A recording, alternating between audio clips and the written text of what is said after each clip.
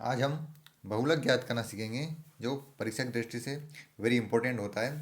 प्रश्न है हमारे पास, विद्यार्थियों के एक समूह द्वारा एक मोहल्ले के 20 परिवारों पर सर्वेक्षण के परिणाम स्वरूप विभिन्न आंकड़े प्राप्त हुए। विभिन्न परिवारों के सदस्यों की संख्या से संबंधित निम्नलिखित आंकड़े प्राप्त हुए। परिवार की माप और परिवार की संख्या दी हुई है। ऊपर परिवार की माप है और नीचे परिवारों की संख्या दी हुई है। हल इन आंकड़ों का बहुलक ज्ञात करना है। परिवार की माप व परिवार संख्या को हल में हमने ऐसा कैसा उतार लिया, जो वर्ग अंतराल दिया हुआ है ये पूरा ऐसा कैसा उतार लिया।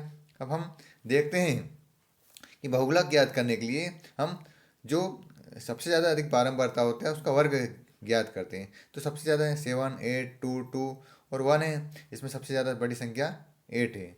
तो हम ये इसको ले लेते हैं कि 8 जो है जो वर्ग अंतराल है ये बारंबारता वाला बहुलक वाला वर्ग होगा। तो हम लिख लेंगे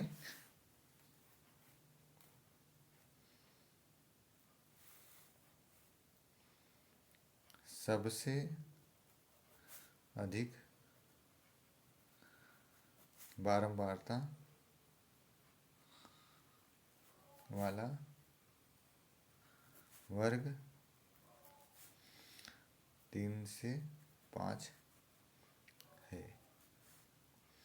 क्योंकि इसमें बारंबारता 8 है।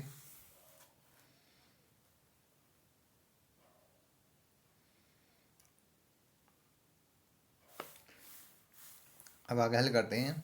जो इसके ऊपर जो वर्ग अंतराल है ये निम्न सीमा है, ये उच्च सीमा है, और ये जो दी रहती है बारंबार बहुलक वाला वर्ग जो है ये F1 कहलाता है। ये F1 के पहले F0 और बाद में F2, ये ध्यान रखना। जो मेन है वो F1 के पहले आएगा तो 0, 1 के पहले 0 और 1 के बाद 2 होता है। तो हम लिख लेते हैं एल इसकी निम्न सीमा, यहाँ पर लिख लेंगे हम 3। F1 मतलब 8, इसके पहले वाला 0 आ जाएगा तो 7 और बाद वाला ये 2। उसके बाद एक और एज की जरूरत पड़ती है। एज मतलब इन दोनों का अंतराल, तो 5 में से 3 जाएंगे तो आ जाएंगे 2। ये हमारे पास वैल्यू प्राप्त हो गई है। सूत्र याद करने का भी बिल्कुल आसान तरीका है, विशेष ध्यान रखना। हमने जो ये ऊपर जो वैल्यू लिखी है एल, F1, F0, F2 और H, तो सबसे पहले सूत्र याद करने के लिए आगे वाला और पीछे वाला हम ऐसा कैसे लिख लेंगे, आगे एल पीछे H, यहाँ प्लस और यहाँ इंटू लगा देने का। उसके बाद हमें देखेंगे कि जो ये वर्ग है F1 है तो F1 में से इसके आगे वाला माइनस कर, F1 माइनस 0, एक और एक 1 और 1 2 हो गए तो 2 लिख दिया। फिर इन दोनों को वापस लिख दिया F1 और F0, और बचा हुआ उसको माइनस करके F2 लिख दिया। इस प्रकार से अगर सोच के याद करते हैं तो सूत्र भी आसानी से याद हो जाता है। हल करते हैं आगे। एल जो हमारे पास 3 प्लस ब्रैकेट ऐसा कैसा, F1 की वैल्यू 8 है माइनस 7 अपॉन में 2 इंटू F1 की वैल्यू 8 है माइनस F0 हमारे पास है 7, F2 की वैल्यू हमारे पास है 2 इंटू H हमारे पास प्राप्त हुआ है 2। सॉल्व करते हैं। 3 ऐसा कैसा प्लस 8 में से 7 जाएंगे तो 1 बचेंगे। 8 2 जा 16 माइनस 7 में से 7 और 2 दोनों माइनस के जुड़ जाएंगे 9 हो जाएंगे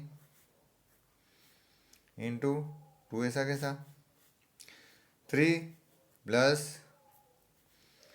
1 अपॉन 16 में से 9 जाएंगे तो हम जानते हैं कि 7 बचेंगे इंटू 2।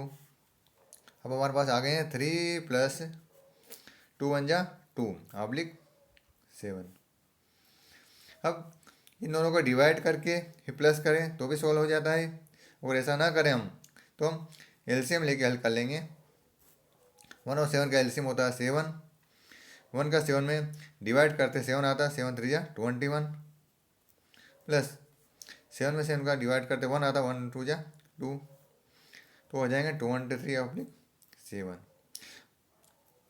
अब इसको सोल्व करते हैं। सोल्व करने के लिए हमें इसका